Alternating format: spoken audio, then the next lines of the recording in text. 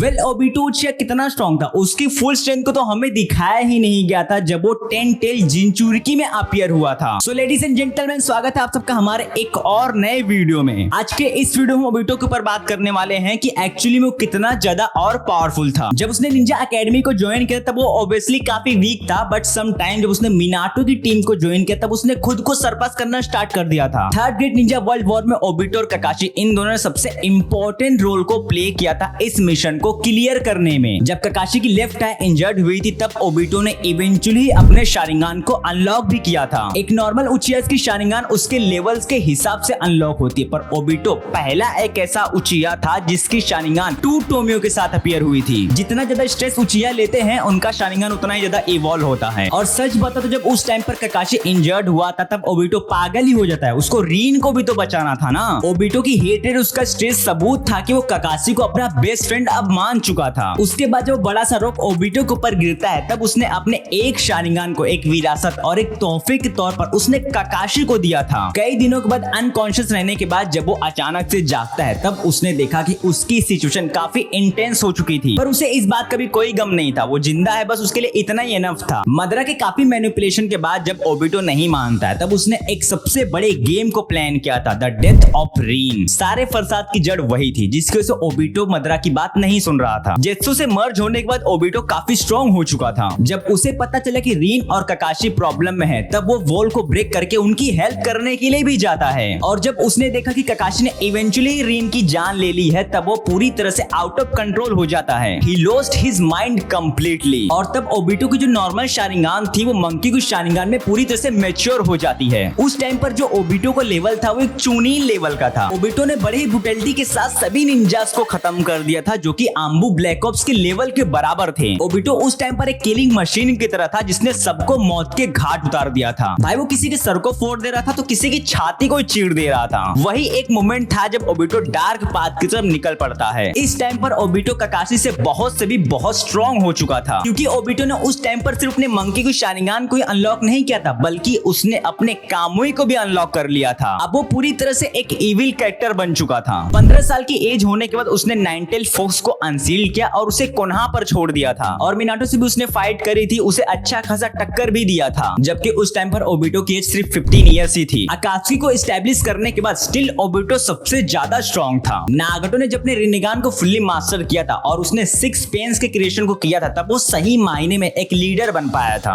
I know कि indirectly जो leader था वो ओबीटो ही था। जब इटाची ने अकात्सुकी को ज्वाइन किया था तब वो इकलौता ऐसा मेंबर था जो ओबीटो को टक्कर दे सकता था। उसके विजुअल प्रोसेस से तो ओबीटो भी डरता था। अब भले ही ओबीटो के पास उसका कामुई था, पर इटाची के पास उसका अमेटरासु और उसका सुसानो था जो कि याटा मिरर और टोट्सुका ब्लेड से विल्डेड था। ये चीजें तो इटाची को इनविंसिबल ही बना देती है। दैट्स व्हाई कि ओबीटो भी इटाची से डरता था कि कहीं उसे सब कुछ सच ना पता चल जाए। पर ओबीटो के पास स्टिल एक बैकअप था, उसका इज़ानागी। ओबीटो के सेकंड आई में इज़ानागी इम्प्लांटेड थी। आई मीन कि उसका एक शारिंगान इज़ानागी को होल्ड करता था। हाशिरामा सेल्स की वजह से तो ओबीटो पहले से स्ट्रॉन्ग बन चुका था और जिसकी वजह से वो वुड रिलीज जुत्सु को भी परफॉर्म कर सकता था। ओबीटो की वाली खूबी बहुत से लोगों को पता नहीं होगी। कोनान से जब उसकी फाइट हुई थी तब उस बैटल की विनर एक्चुअली में कोनान ही थी, क्योंकि उसने ओबीटो को लिटरली खत्म कर दिया था। जब ओबीटो कोनान के हाथों से मारा था तब उसने अपने सेकंड आई के इज़ानागी को कास्ट किया था एंड जिसकी वजह से वो अपनी लाइफ को कम बैक कर जाता है। अब इसके बाद आता है सेकंड नंबर का ओबीटो जो लिटरली इनसेन था। जब उसने रिनेगान को खुद में इम्प्लांट किया था तब वो सही मायने में एक सुपर विलन बन पाया था। और हाँ, जो बराबरी करता है गॉड ऑफ शिनोबी की भी। अकेले ओबीटो ने सबकी गांडें फाड़ के रख दी थी, उसके सामने कोई स्टैंड ही नहीं कर पा रहा था। केसिम नारुतो भी ओबीटो के सामने स्टैंड ही नहीं कर पा रहा था। सारे नेशंस के निंजास एक तरफ और अपना ओबीटो एक तरफ। Just tell me one thing bro, जब मदरा उचिया ने अकेले 80,000 शिनोबीस और 5 कागे से फाइट की थी तब काफी लोग हैरान थे कि wow, Madra was extremely powerful, जो कि कहीं ना कहीं पूरी तरह से सच भी था। पर भाई लोग कोई अपने ओबीटो को भी तो देखो ना, उसने भी तो सबसे अकेले ही फाइट की थी जिसमें नारुतो और किलर बी भी थे और जिनके पास 9 टेल और 8 टेल की पावर्स थी। कुछ टाइम के बाद अपने चारों होकागेस भी आ जाते हैं जो घंटा ओबीटो को कुछ उखाड़ ही नहीं पा रहे थे। भाई ओबीटो की यहाँ पर तारीफ कोई क्यों नहीं करता है। गेडो स्टेचू को जब ओबीटो ने सम्मन किया था और 10 टेल को रिलीज करने के बाद और उसे एब्सॉर्ब करने के बाद और 10 टेल जिंचुरिकी बनने के बाद लिटरली ओबीटो ने सभी बाउंड्रीज को क्रॉस कर दिया था। उसकी पावर्स का एक छोटा सा नमूना मैं आप सबको बताता हूँ। 10 टेल जिंचुरिकी में अपीयर होने के बाद ओबीटो अपने फुल कॉन्शियस अट्रैक्ट्स में नहीं था। बंदे को खुद का नाम तक याद नहीं होता है, आखिर मैं कौन हूं, मेरा नाम क्या है, कुछ ऐसा रिएक्शन था उसका। जब हाशिरामा ने ओबिटो से फाइट की थी तब उन्होंने भी ये एक्सेप्ट किया था कि ये बंदा तो मेरी बाउंड्रीज से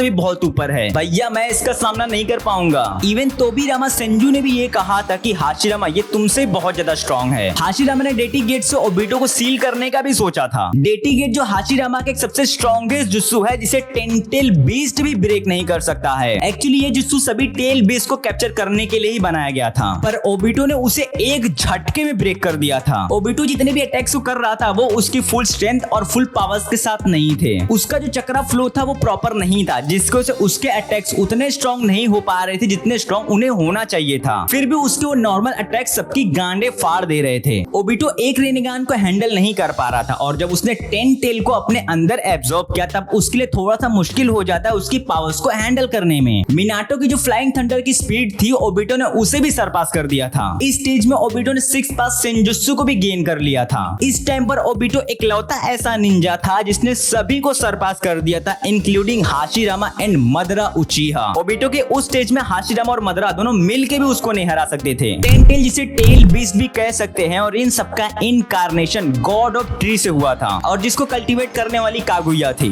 हागोरोमो के बाद ओबिटो वो दूसरा 10 टेल जिंचुरकी बना था। इस पावर्स को हैंडल करने की पोटेंशियल अगर ओबिटो में होती तो ज्यादा टाइम नहीं लगता fourth great Ninja world war को एंड करने में। इवन जब वो अपने ह्यूमन के फॉर्म में आता है तब स्टिल उसके अंदर सेज ऑफ 6 पास की पावर्स बची थी और उसी बची खुची पावर्स को ओबिटो ने काकाशी के अंदर ट्रांसफर किया था। और एक नॉन उचिया होने के बाद भी काकाशी ने एक ऐसे सुसानो को सम्मन किया था जो पूरे नारुतो के हिस्ट्री में तीसरा सबसे स्ट्रॉन्गेस्ट सुसानो था हागोरोमो और सास्के के बाद। आई होप कि आपका कॉन्सेप्ट क्लियर हो गया होगा। Just tell me one thing कि शिशुई कितना स्ट्रॉन्ग था। सो गाइस मिलते हैं अपने नेक्स्ट वीडियो में, तब तक के लिए take care and love you guys.